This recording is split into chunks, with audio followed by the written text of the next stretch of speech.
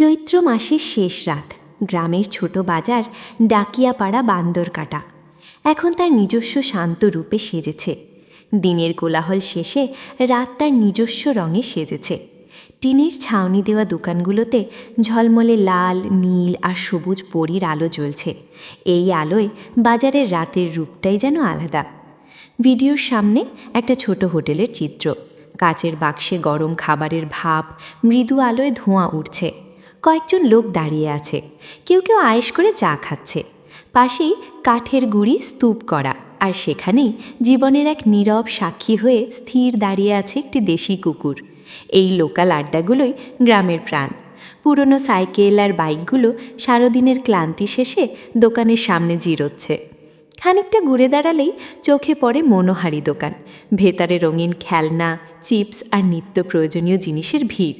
দোকানের দেওয়ালে রাজনীতির পোস্টার, যা জানায় ভোটের আমেজ এখনও শেষ হয়নি।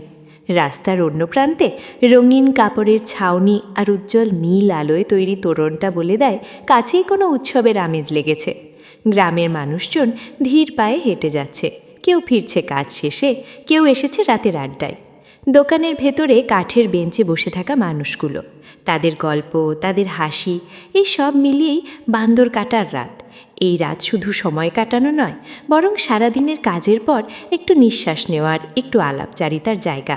এটাই গ্রামের জীবনের এক টুকরো স্নিগ্ধ রঙিন ছবি।